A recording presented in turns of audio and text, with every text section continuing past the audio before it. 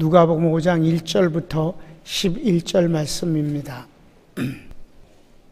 누가복음 5장 1절부터 11절 이제 봉독하겠습니다. 무리가 몰려와서 하나님의 말씀을 들을새 예수는 게네사렛 호숫가에 서서 호숫가에 배 두 척이 있는 것을 보시니 어부들은 배에서 나와서 그물을 씻는지라. 예수께서 한 배에 오르시니 그 배는 시몬의 배라. 육지에서 조금 떼기를 청하시고 앉으사 배에서 무리를 가르치시더니 말씀을 마치시고 시몬에게 이르시되 깊은 데로 가서 그물을 내려 고기를 잡으라. 시몬이 대답하여 이르되 선생님, 우리들이 밤이 새도록 수고하였으되 잡은 것이 없지만은 말씀에 의지하여 내가 그물을 내리리이다 하고 그렇게 하니 고기를 잡은 것이 심이 많아 그물이 찢어지는지라. 이에 다른 배에 있는 동무들에게 손짓하여 와서 도와달라 하니 그들이 와서 두 배의 채움에 잠기게 되었더라. 시몬 베드로가 이를 보고 예수의 무릎 아래에 엎드려 이르되 주여 나를 떠나소서 나는 죄인이로소이다 하니 이는 자기 및 자기와 함께 있는 모든 사람이 고기 잡힌 것으로 말미암아 놀라고 세베대의 아들로서 시몬의 동업자인 야고보와 요한도 놀랐습니다. 예수께서 시몬에게 이르시되 무서워하지 말라. 이제 후로는 네가 사람을 취하리라 하시니 그들이 배들을 육지에 대고 모든 것을 버려두고 예수를 따르니라. 아멘. 오늘과 다음 시간에 걸쳐서 나는 베드로와 주님과의 관계, 그 관계를 통해서 하나님이 베드로를 통해서 영광을 받으시는 것과 또 특별히 베드로가 이 세상에 수많은 사람들이 있는데 정말 가장 위대한 하나님의 사람으로서 일생을 살았기 때문에 마지막 십자가에 까꾸로 못을 박혀 순교를 당한 이후 그는 죽은 것이 아니라 지금도 베드로는 모든 사람에게 사랑과 존경을 받습니다. 그게 너무 지나쳐서 캐톨릭에서는 마리아를 마치 신격화하거나 베드로를 교회의 기초라고 잘못할 만큼 지나치게 존경을 하는 것이 문제가 될 만큼 아무튼 베드로는 정말 멋진 성공을 거두었어요. 만일 주님을 만나지 않았다면, 주님이 저를 불러서 주님이 쓰이지 않았다면 하찮은 그냥 어부로 갈릴리 바닷가에서 고기나 잡아서 가족들하고 먹고 사는 거, 그러다 늙어서 죽었으면 그거로 끝이겠지요. 수많은 사람이 지금도 갈릴리 바다에서 고기를 잡는 것처럼 말입니다. 그런데 베드로는 어떻게 그렇게 위대한 삶을 살 수 있었을까? 오늘 예배를 드리는 여러분과 설교하는 종도 이런 복받기를 원합니다. 또 얼마든지 가능하고 얼마든지 우리에겐 기회가 있음을 믿습니다. 베드로가 주님께 소명을 받고 따르는 모습을 기록하고 있어요. 제가 옛날에 신학 들어가기 전에 아주 열심히 성경을 읽을 때 지금같이 이렇게 좋은 성경이 아니에요. 지금은 성경이 전부 가로쓰기니까 편하잖아요. 그런데다가 그 문맥마다 그 어떤 그 단락되어지는 것을 묶어서 이게 무슨 내용이라는 소제목을 친절하게 써주기도 하고 이 내용이 다른 성경에 같은 사건이 다른 성경엔 어디에 기록됐다는 것까지도 이렇게 기록해 놨으니 얼마나 좋아요. 옛날엔 성경이 어땠냐 하면은 세로 쓰기예요. 그것도 이렇게 읽어갑니다. 그리고 중간에 하나 선을 그어서 여기 읽고 여기 읽고 이렇게 읽고 그런 식으로 읽었을 때요. 근데 거기서 주님이 특별히 요한복음을 보면 주님이 그 6 제자를 부르시는 것이 이제 막 쭉 진행되고 나와요. 거기를 읽어보면은 주님이 따르라. 네, 따르라. 그런 식의, 그러니까 형제들 둘씩 하고, 그 다음에 친구, 빌립과 나다나엘. 이렇게 2명, 이 6명이 아주 막 계속 진행되면서 부르신단 말이에요. 근데 난 거기를 읽을 때 무슨 연상이 됐냐면은, 여러분, 1차 세계대전 당시 때 찍은 그 영화를 보면, 그게 이제 사람의 눈을 속이려면 1초에 그 15, 18 이상이 빨리 지나가야 이게 화면이 움직이는 것 같이 보인단 말이에요. 자연스럽게 보여요. 근데 그때는 그만한 그 기술이 없어서 그걸 모자르니까 사람 눈에 그 컷이 넘어가는 게 보인단 말이에요. 그러니까 어떻게 돼요? 어색스러워요. 로봇이 걸어가는 것 같거나, 그리고 상당히 빨리 움직여. 이렇게. 아니, 여러분, 그런 영화 봤죠? 예, 1차 세계대전 같은 거 보면 군인들이 꼭 그게 연상돼. 따르라. 아멘. 따르라. 6명이 막 따라와요. 과연 그럴까? 그래서 뭐 평신도가 주석도 없는 거고 주석이 있는지도 몰랐을 때니까 처음에는. 나중에는 그 목사님하고 이제 친해져 갖고 주석을 그냥 막 이만큼씩 빌려다가 이제 보곤 그랬어요. 근데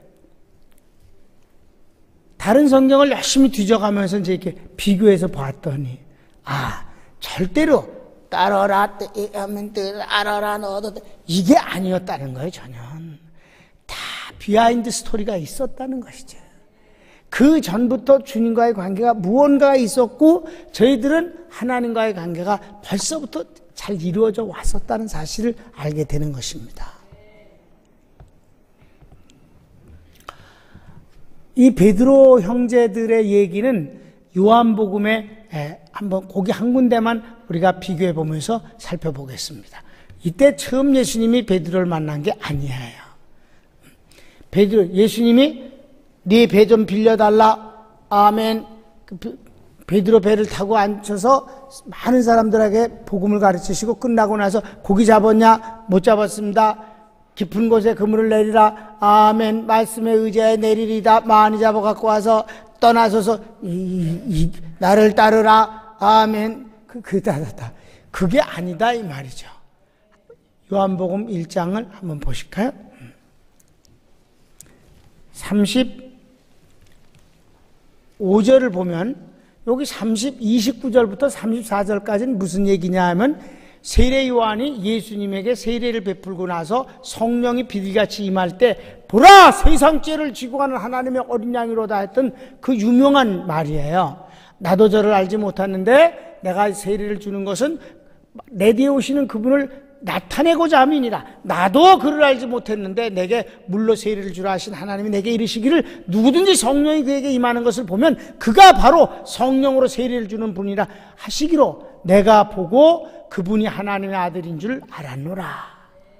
여기까지가 이제 34절이란 말이에요.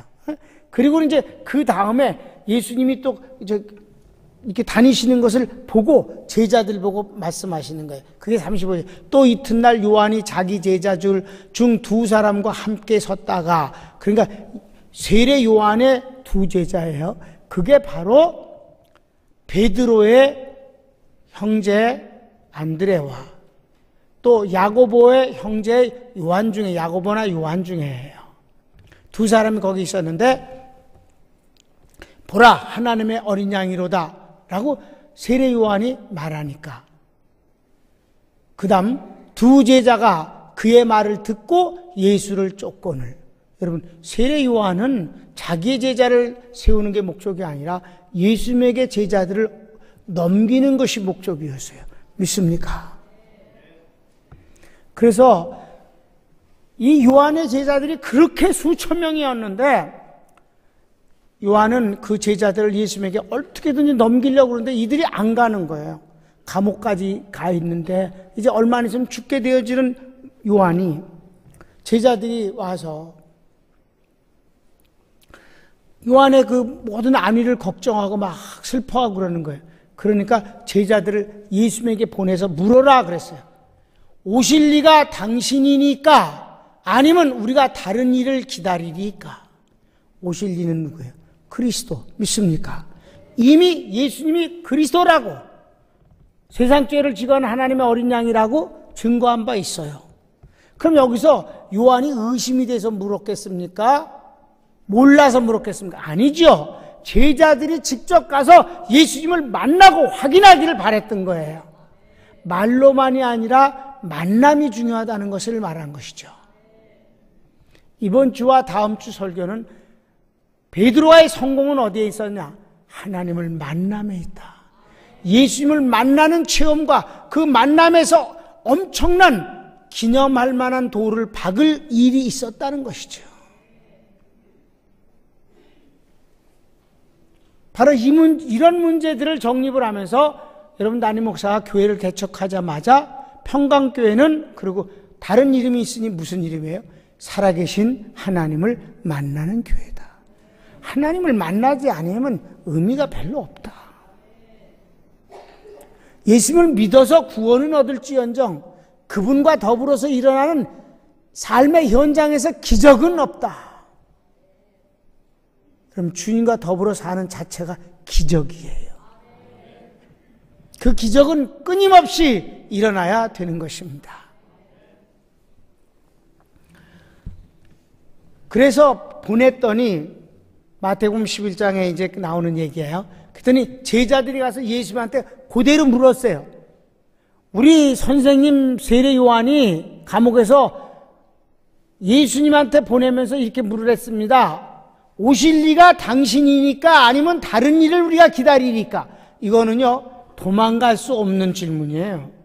기다 아니다 뿐이 없어. 그렇죠? 오실 리가 당신입니까? 아니면 다른 일을 기다리니까? 내가 기다 아니다요. 그러니까 주님은 그리스도란 말씀을 스스로 한 적이 없으세요. 그러니까 뭐라 했어요? 성경에 이르기를 하시면서 이사야서 61장 1절 2절 말씀을 인용했습니다. 병든 자가 고침을 받고 문둥이가 깨끗함을 받고 벙어리가 말하고 귀머거리가 들으며 소경이 보고, 믿습니까? 갇힌 자들이 자유롭게 될 것이다. 이게 바로 유명한 메시아 예언구예요. 예수님이 우리를 구원하신다는 뜻이죠. 그렇습니까? 이 말씀이 응하였느니라. 누구? 예수님을 통해서. 그러니까 주님이 그리스도라 이 말이죠. 그래서 그 제자들이, 그 세례 요한의 제자들이 예수님에게로 아주 왕창 넘어왔다 이 말입니다. 여기 두 사람도 세례 요한이 옆에서 세상 죄를 지고 하는 어린 양이다. 어제 내가 증거하지 않았냐? 저분이 그분이다. 그러니까 알았습니다, 선생님. 그리고 예수님에게로 갔다 이 말입니다. 그 다음 구절을 보면 예수께서 돌이켜 그 쫓는 것을 보시고 물어가라사대 무엇을 구하느냐? 가로되 랍비 어디 계시오니까. 여기서 재밌는 거는 주님 어디 사세요? 주님을 좀 깊이 대화 좀 나누고 싶습니다. 말씀 좀 듣고 싶어요. 그러니까 그래. 그럴 때 여기 랍비라 그랬어요. 선생님이란 뜻이에요. 그 다음 구절 예수께서 와보라. 그러므로 저희가 가서 계신 데를 보고 그날 함께 하니 밤새 함께 했어요. 때가 제 10시쯤 되었더라. 요한의 말을 듣고 예수를 쫓는 두 사람 중에 하나는 시몬 베드로의 형제 안드레더라. 그가 먼저 자기의 형제 시몬을 찾자 말하되, 여기서 먼저라고 그러는 말은 아침 일찍이라는 뜻이에요. 그러니까 밤새워 예수님과 대화를 나누고 막 흥분이 여기까지 돼가지고 베드로를 찾아가서 형, 그리스도가 오셨어. 그리스도를 우리가 만났다고. 밤새 그분하고 말씀을 나눴어. 그분은 그리스도야. 우리가 메시아를 만났다 하고, 메시아는 번역하면 그리스도라. 데리고 예수께로 오니 데리고 왔다. 이게 가장 사랑하는 사람부터 그리스도를 정하는 것이에요. 믿습니까? 데리고 왔어요. 강권해서 데리고 왔어요. 예수께서 보시고 가라사대 내가 요한의 아들 시몬이니 장차 개발하리라 하시니라. 개반은 번역하면 베드로라. 여기까지 보면 여러분 이렇게 예수님과 베드로는 만남이 있었음을 믿으시기 바랍니다. 그리고 베드로는 이분이 위대한 분인 것을 그리스도라고 생각을 했었어요. 그런데 그분은 그리스도고 나는 나고요. 바로 여기에서 주님을 만나야 할, 체험해야 할 이유가 있음을 믿으시기 바랍니다. 주님을 객관적으로 바라보는 눈은 주관적으로 만남이 이루어지지 않으면 발전될 수가 없는 거예요. 여러분, 사랑하는 사람은요, 같이 사는 거예요. 연애를 하면서 매일같이 만나고 헤어지자마자 또 전화하고 이짓하다 이래. 같이 살자. 그래서 하는 게 결혼이야. 맨날 만나면 뭐냐? 돈 만들고. 그냥 같이 살자. 그래서 같이 사는 거예요. 주님을 멀리 바라보고 있는 것은 그분이 어떤 분이라는 객관적인 인식과는 별개 문제예요. 어울리고 부딪히는 것이에요. 함께하는 것이에요. 여러분, 주님은 우리와 함께하고 싶어 하세요. 함께 살고 싶은 거예요. 곁에서가 아니라 우리 속에까지 오셔서 살고 싶어 하시는 거예요. 피부만이 아니라 우리 마음까지 영적으로 믿습니까? 그게 우리 주님이 하시는 방법이에요. 우리의 관계가. 베드로가 주님을 그렇게 잘 알고 그런 식으로 알고 있었는데 주님이 이제 사람들이 주님을 이제 많이 찾아오는데 그 이유는 뭐예요? 병든 자를 고쳐주시기 때문에 그랬어요. 이날도 벌써 아침부터 몰려온 거예요, 예수님한테. 그래서 예수님이 베드로의 배를 빌려셨어요. 그리고 조금 밑에서 떨어져서 물 가장자리에 이렇게 배에 앉으셔갖고 조그만 목선이니까 거기 앉으시고 사람들은 물가에 쭉 이렇게 둘러 앉았습니다. 오전에는 바닷물이 밤새워 육진 식었지만 물은 따뜻하니까 바람이 항상 육지로 분단 말입니다. 주님이 그걸 이용하셔서 이렇게 앰프 장치처럼 쓰신 거예요. 그래서 말씀을 이런 식으로 항상 말씀을 하셨어요. 갈릴리 쪽에서는 항상 그러셨어요. 또 이제 산에 가셨을 땐 그 비탈을 이용해서 바람이 위로 불어올 때 그 부는 그쪽을 향해서 이용하셔서 팔복음 같은 것도 그렇게 하신 것입니다. 다 갈릴리 바다 주변에서 주로 대형 집회를 하신 거예요. 말씀을 하실 때 베드로는 뭐 했어요? 자기 일 했어요. 밤새 고기를 잡으려고 그물을 내렸지만 못 잡았어요. 그 그물을 다시 정리를 해야 다음에 또 고기를 잡잖아요.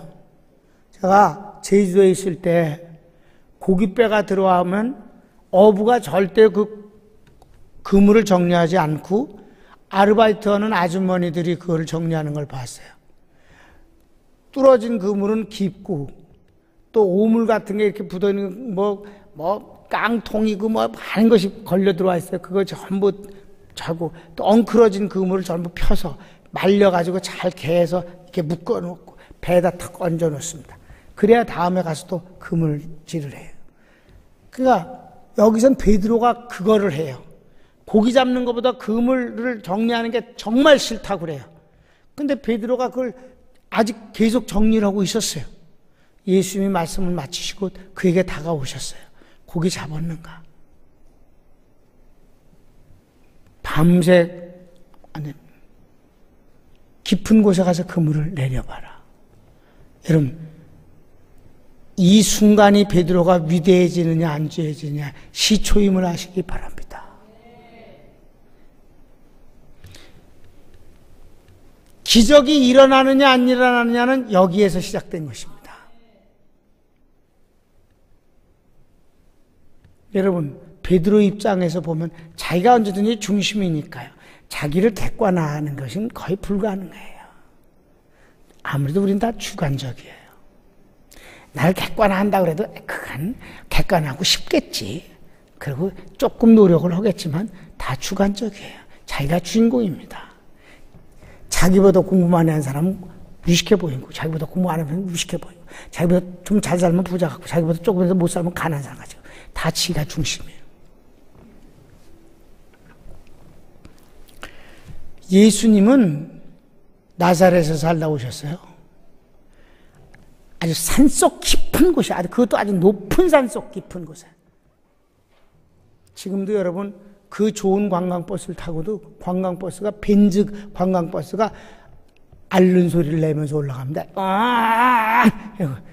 나사렛 올라가려면 한계령 올라가는 것 같아요. 그 산속에서 살다 내려오신 분이에요.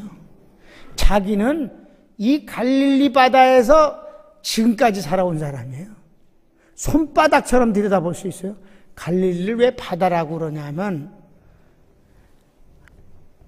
이스라엘은 워낙 물이 귀한 데다가 이게 담수예요. 짜지 않은 물입니다. 그냥 밀물이에요.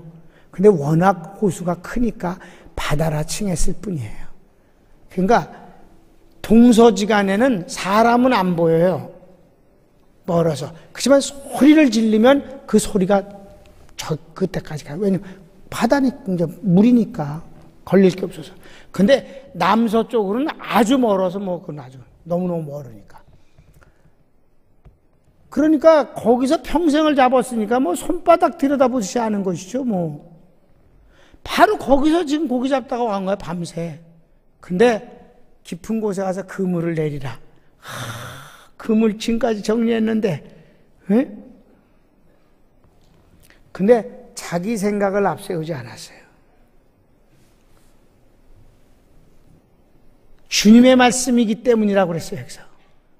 내가 한 마리도 잡지 못했습니다마는 말씀에 의지하여 내가 그물을 내리리이다. 이 부분이 위대한 것임을 믿으시기 바랍니다.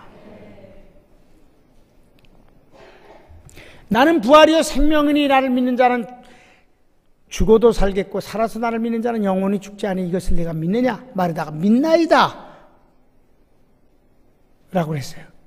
그러니까 주님이 나사로의 무덤에서 문을 열어놓으라고 그랬어요. 무덤 문을 열어놓으니까 마르다가 아유 뭘 하려고 그러십니까? 죽은 지 나흘이나 돼서 벌써 썩는 냄새가 납니다.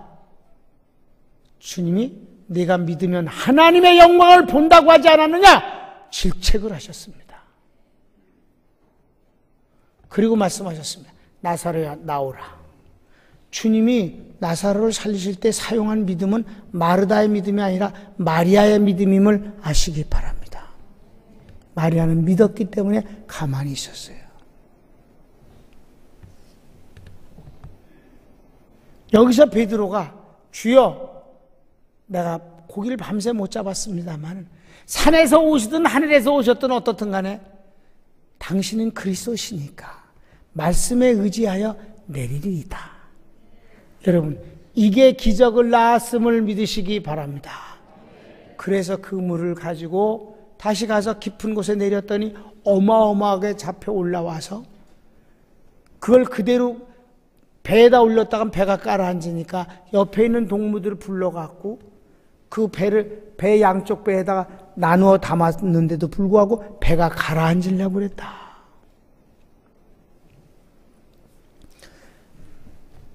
이제 베드로는 고기를 가득 싣고 육지로 왔습니다. 주님이 거기 서서 기다리고 계셨습니다.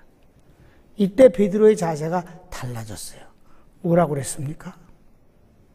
엎드려 예수의 무릎 아래 엎드려서 다 같이 주여, 처음으로 주여라는 말을 했습니다. 선생님이 주여로 바뀌는 순간입니다. 주님, 나를 떠나소서. 나는 주님을 감당할 수가 없습니다. 여러분, 우리가 주님을 감당하는 게 아니에요, 여러분. 주님이 우리를 감당하시는 거예요. 누가 누구를 감당해요? 주님이 우리를 감당해요. 더러운 것도 약한 것도 죄도 부족한 것도 주책스러운 것도 다 그분이 감당하셔요. 우리가 주님을 감당하는 게 아니에요.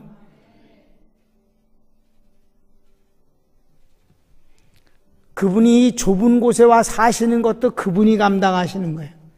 우리가 그분을 감당하는 게 아님을 아셔야 합니다. 그러니까 손님이라고 생각하면 감당할 수 없는 손님도 있지. 그러나 우리는 예수님이 손님이 아니시니까. 여러분, 자식이 부모를 감당해? 부모가 자식을 감당하지.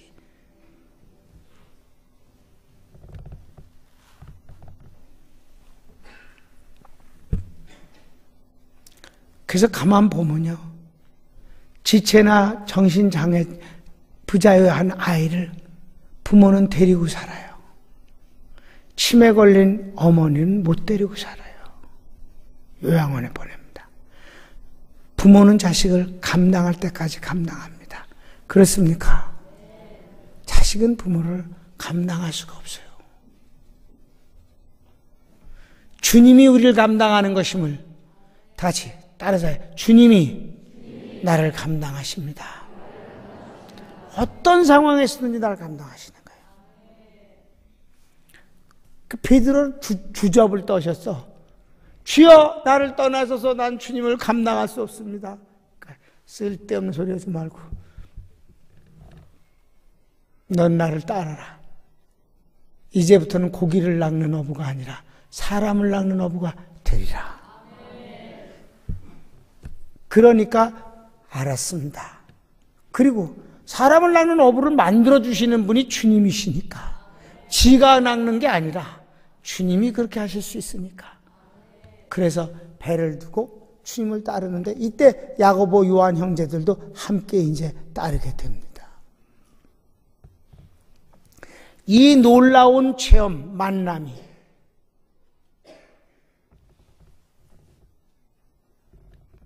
예수님을 섬김에 다른 제자들과 좀 달랐다는 사실입니다. 다른 제자들은 그냥 부르셨지만 베드로는 만남이란 체험을 통해서 받았기 때문에 베드로가 다른 제자들보다 월등하다는 어떤 것도 없어요. 그가 월등한 건 체험입니다. 바울이 사도행전 19장에서 너희가 믿을 때 성령을 받았느냐라고 질문했습니다. 체험 말입니다. 만남 말이에요. 이게 중요해요. 사랑하는 여러분, 나는 부족한 가운데서 목회를 하면서 37주년이 바로 어제였습니다. 저도 개인적으로 대한민국에 복음이 들어오면서부터 받아들인 선조들로부터 태어났어요. 뱃속부터. 우리 친할아버지 사진은 없는데 양평 장로교회를 설립한 분이에요. 왕심 장로교회를 설립한 분은 우리 외할아버지인데 그분 사진은 있어요. 그 왕심 장로교회 그 교회를 이렇게 제 인터넷으로 들어가면 그 교회 설립 배경을 이렇게 사진으로 보여줘요. 막 음악이 막 꽝꽝 울리면서 나오는데 이렇게 사진이 하나 나오는데 많은 사람들이 이렇게 사진을 찍었는데 말이에요. 거기를 이렇게 환하게 더 조명을 더 환하게 동그랗게 이렇게 클로즈업을 시키는 인물이 있어요. 우리 외할아버지예요. 근데 이분이 130년 전인가 그때인데 동그란 선글라스 끼고 있어. 멋을 있는 대로 부렸어. 그때 선글라스가 진짜 귀했었는데 동그란 선글라스를 다 끼고.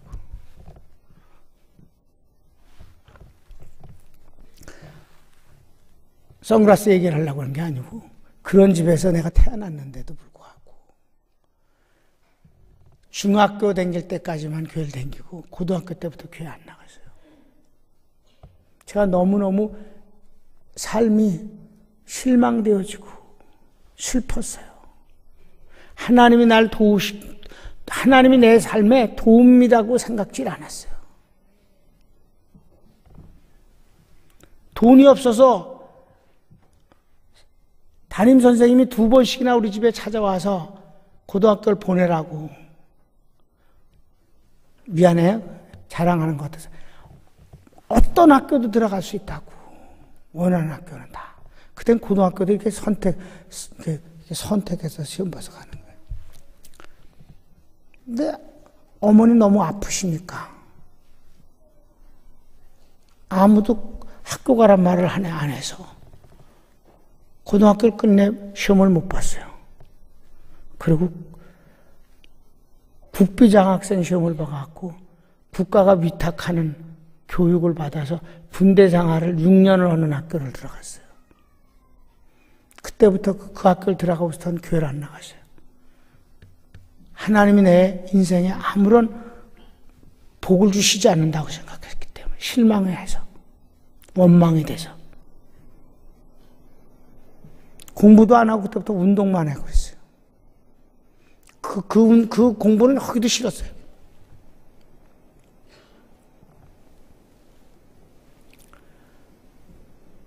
그리고 청년이 돼서 방송국 취직을 해갖고 우연한 어떤 일 때문에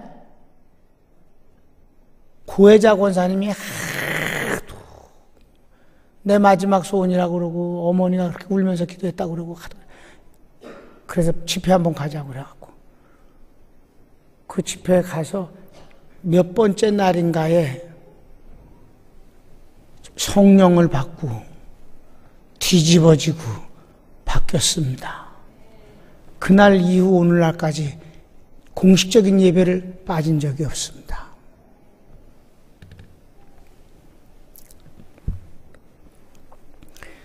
여기서 참 중요한 거는 만남이다. 체험이다. 아무리 조상들이 잘 믿었어도 내가 주님을 만나지 않는 한은 소용없다. 그래서 은혜를 받고 제가 친구들이랑 모든 걸 정리하기 위해서 일부러 제주도를 자원해서 제주도로 가서 거기 남양방송에 텔레비전 방송국을 세우는데 서울에서 6명이 내려가갖고 일을 하게 됐는데 그때 거기서 하나님 앞에 매일같이 기도하는 것이 뭔지 아세요? 하나님이 어떤 분인지 나도 압니다. 그런데 하나님 편에서 나는 누굽니까? 하나님에게서 나는 누굽니까?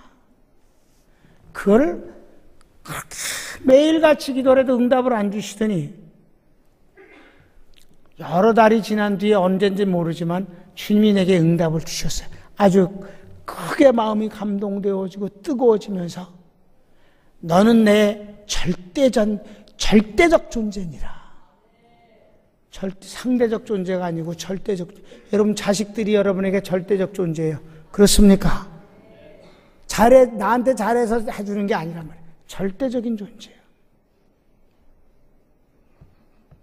피가 안 섞이고는 절대적 존재가 되기가 어려워요. 그것도 피가 섞여도 부모가 자식에 대해서만. 아니 그것도 또 아닌 사람들도 있어. 그래서 그때부터 그 감격이 나의 아버지. 왜냐면 난 평생에 아버지라는 이름을 불러본 기억이 없으니까. 불렀겠지 5살 때까지는. 근데 나의 기억이 없는 거예요. 하나님 아버지. 나의 아버지는 죽지도 않으시고 가난하지도 않으시고 아프지도 않으시고 능력이 말할 수도 없으시고 지혜가 끝도 없으시며 만물을 지으신 것을 보라. 이런 아버지가 어디 있는가? 그 감격이 굉장히 컸어요. 만남이 얼마나 중요한 것인지 몰라요. 그래서 개척을 하고는 성령 강림절을 그냥들 보내잖아요. 여러분 30년 전만 해도 성령 강림절을 지키는 교회가 대한민국에 없었습니다. 아니 달력에도 옛날엔 달력이 큰 선물이에요. 항상 달력에조차 성령 강림절을 표시한 교회가 거의 없었습니다. 그 대신 뭐가 기록됐었을까요? 맥추감사절. 맥추감사절을 지내려면 6월절을 지내라. 그건 구약의 모든 절기로서 예수님을 상징하는 그림자 올시다. 믿습니까? 그래서 성령 강림절을 기쁘다 성령 오셨네라는 휘장을 내세우면서, 그럼 성령 강림절 때 성도들에게 이걸 어떻게 지내면 제일 좋게 할까? 그렇다. 성령이 마음껏 역사하실 수 있는 신유붕회를 열자. 그럼 그분이 고치시리라. 그러면 성도들은 고침을 받고 주님을 만나고 체험할 것이 아니냐. 영이신 성령님을 체험할 수 있는 제일 좋은 방법은 신유붕회라. 올 5월 달에도 제37회로 성령강림절 기념 특별 신유붕회를 열 것입니다. 성령은 여전히 역사하실 것입니다. 여러분, 다 체험 때문에 다 오는 거예요. 어느 날 갑자기 이렇게 되는 게 아니라. 그래서 여러분 자녀들이 그저 믿음 없는 것 같고 다 그렇고 그런 것 같아도 신앙생활 하게 하시면 그 모든 것들이 다 나중에는 크게 쓰여질 날이 올 것을 믿으십시오. 지금 속세계도 포기하거나 실망하거나 절망하지 마세요. 우리 어머니가 내 이름을 부를 때만 항상 울고 기도해서 난 목사 됐고, 우리 형님은 신앙생활 잘해서 그래갖고 그냥 장로 됐어. 그래갖고 끝냈어, 그냥.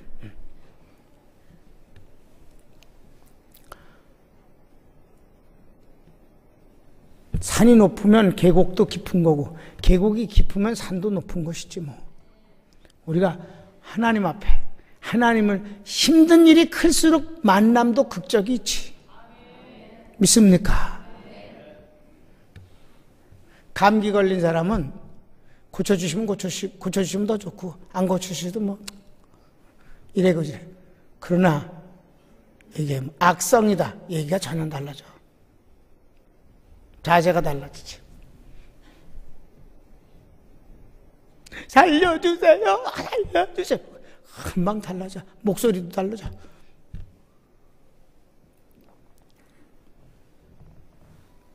만남이 중요한 것이에요.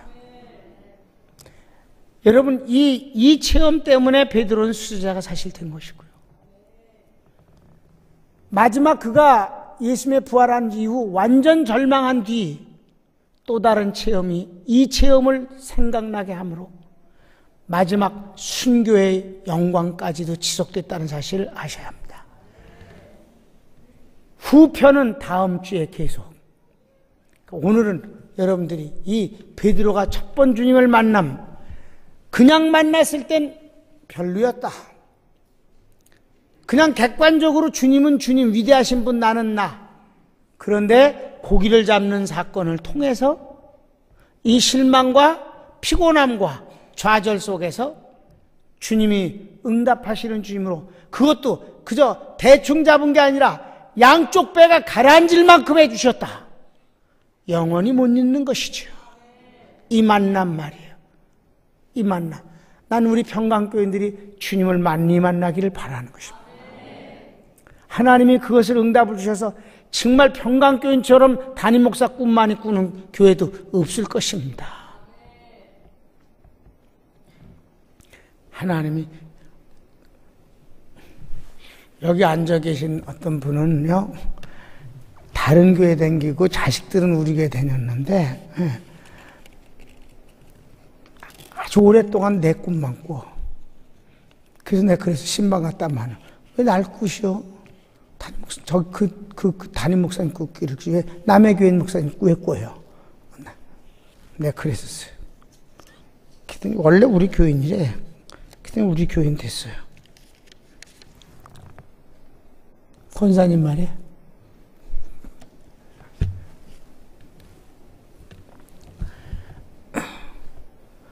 주님을 더 많이 만납시다.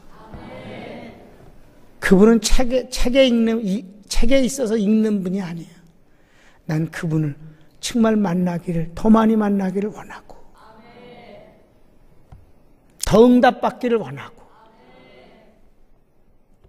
손을 모으십시오.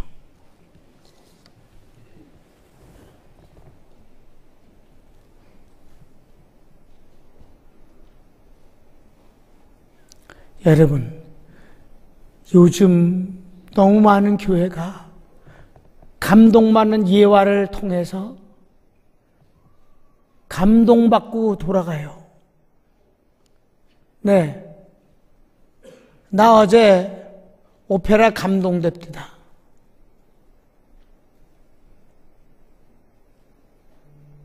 감동과 은혜는 꼭 같지 않습니다. 은혜는 예수님과 그분의 말씀과 그분이 하시는 일입니다.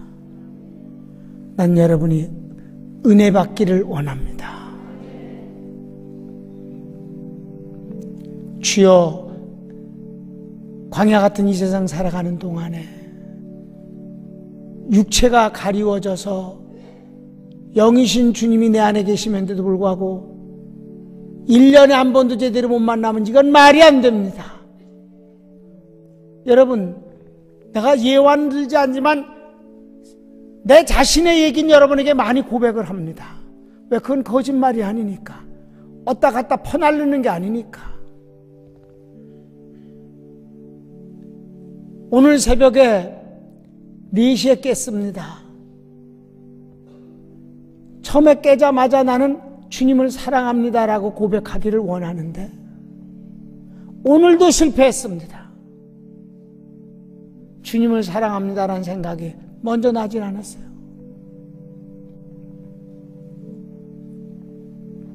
메시지? 이 생각이 먼저 났습니다. 참 가슴이 아프고 속상해요. 이놈의 육체의 습관이라는 게 왜 이런 걸까? 여러분은 내가 담임 목사가 주일 아침에 새벽 4시에 깨서 주님을 사랑합니다라는 의식이 시작되었으면 더 좋았겠지만 나도 그러길 바라는데 그러질 못해요.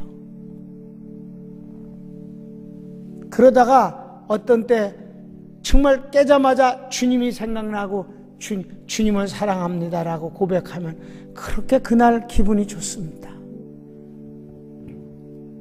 여러분, 주님을 만나기를 사모하시기를 바랍니다. 주님의 말씀을 믿고 순종하십시오. 그때 기적이 일어날 것을 믿으십시오. 다 같이 주여 한번 부르기도 할까요? 주여, 오 사랑하는 주님 감사합니다.